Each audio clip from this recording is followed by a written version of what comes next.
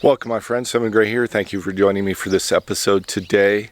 A couple of weeks ago, I was in Florida finishing up selling one of my properties, and my plan was to come out to Arizona, New Mexico area and look for a place to buy rental properties here in the Rocky Mountains, Western Sierra Desert area, and try to get the properties here so they're easier to manage and a climate I think that is less susceptible to hurricanes and other things like that. So today I am outside of Sierra Vista in Cochise County of Arizona. That's the far southeast corner of Arizona, and I've been meeting with a realtor and been shopping for rental properties, and I bought something, and so I want to take you out and show you that. But let's roll the intro and then I'll get into it and explain.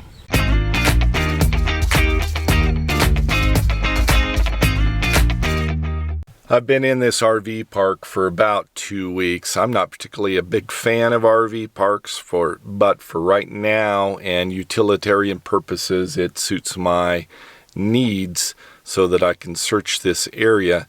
I came out here initially to stay with friends for just a few days, and then sort of fell in love with this particular area. So what does Cochise County have to offer? Well, a number of things. One is a trifecta of 3 interesting cities, one of which is Sierra Vista. That's the largest. It is probably 50,000 population. It has Lowe's, Home Depot, all the standard franchise type restaurants and stores are there, Harbor Freight, things like that. So that is a great hub and is sort of in a triangle from Sierra Vista being on the southwest side of that triangle.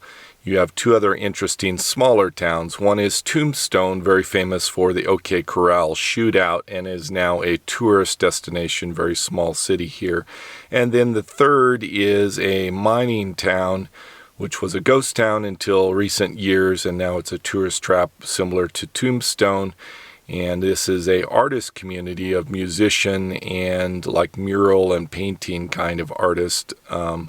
So that is also another area that is a hub of activity and street musicians, evening musicians, and art shows.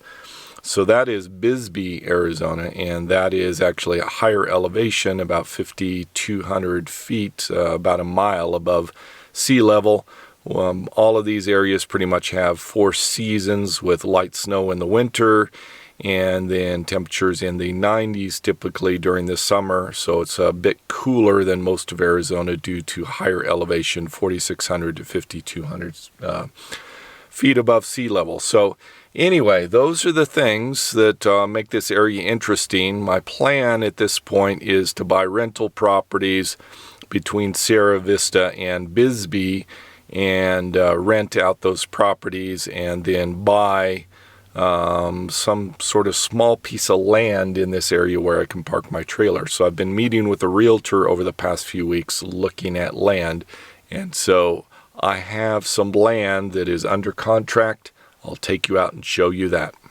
I've just parked my truck. This is the northwest corner of the property that I have under contract. I close in about a week or so, but wanted to bring all of you out here today to show you. This is 10 acres in Cochise County, and I'm not that far from Sierra Vista, so I've got access to amenities and then a number of small towns in this area that are just minutes away for groceries, smaller hardware stores and things along those lines.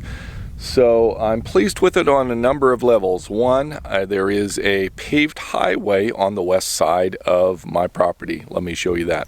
So this is a very nice, extremely smooth road. There's no washboarding, there's no cracks, nothing like that. This is glass smooth asphalt, and it is right on the west side of my property.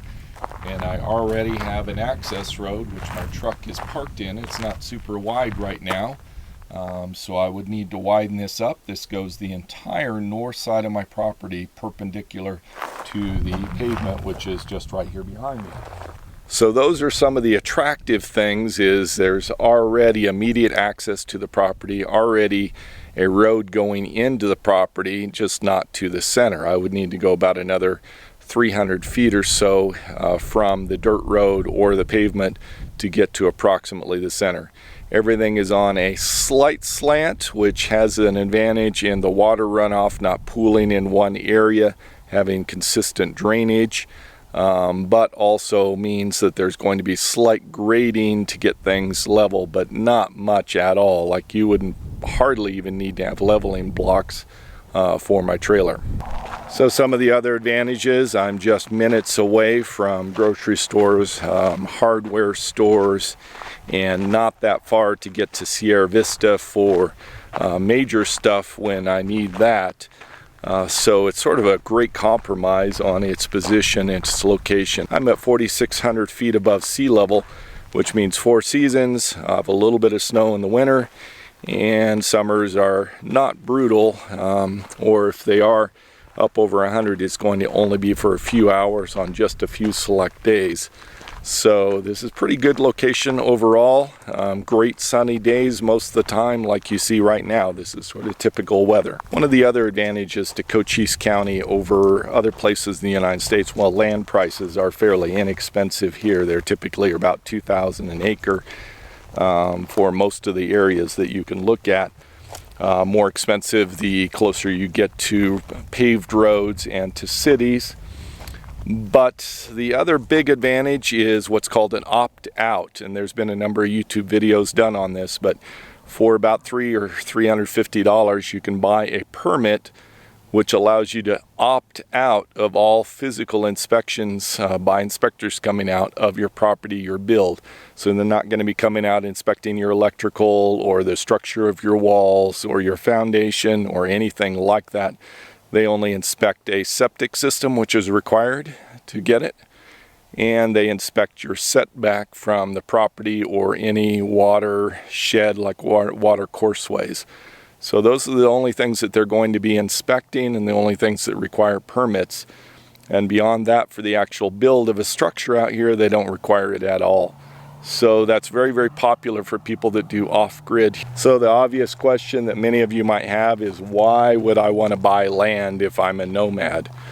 Well, the name implies wandering the world. In my title of my YouTube channel and website and several other things, I do like to travel. I do like to wander. Probably about 6 or 8 months ago, I watched a video from Bob Wells, probably a lot of you did as well, where he bought some land so that he could have an actual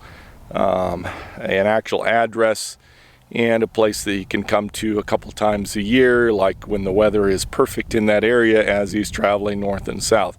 So that idea got in my head, and as I came out here, I thought if I bought all my rental properties in this area, that I could buy some land and then have a place to park my trailer when I'm coming to work on properties and things like that, and be 20 or 30 minutes from the properties that I buy. So that's the current plan, and the land was cheap enough that I have that option. And should I choose to build structures here or a structure, then that is also an open possibility. So it just opens up a lot more avenues, a lot more possibilities for things in the future. One other thing I'll mention is that I'm within visual range, probably, I would say 1.5 miles from a large cell phone tower for AT&T, which is the primary carrier I've been using. So I have full internet access here on the property. It's another key element. I do have a lot of these sort of prickly kinds of plants here interspersed in the property. So they're not right on top of each other. It's easy to walk around these, but they are pretty nasty and they are all over the place. But they're right next to these other kinds of plants which should green up here in a couple of months. This is mid-March when I'm shooting this. And then a lot of little sagebrush here, and then there are probably, 20 or so of these kinds of small trees, almost bushes, and I'm not sure exactly what these are, but these are also a little bit prickly here, and not exactly fun if you brush against them. I'm at the south end of my property here. The bushes and trees down here, the shrubbery, the greenery, whatever you want to call this, is probably about 6 feet tall down here. So quite a bit taller at this end of the property than at the other end where it was probably 2 to 3 feet. It's probably double the height. So I think as you get closer to the bottom of this valley, which is probably about a mile away, there's a river down there, a small stream river. And it just gets greener and greener, and the growth here gets taller and taller. Well, that's all I have for today. Just sort of wanted to give you a status update, show you the property here that I have under contract, close on this in about a week. And I've been meeting with the realtor. I probably looked at 20 properties for rental. Not found anything that's perfect yet, but still looking, and I still have properties to sell in Florida, so this will probably take about a year or so to transfer everything over to this area. That's all I have for this episode. Thank you so much for watching. Savor the moment, and I'll see you in a future episode.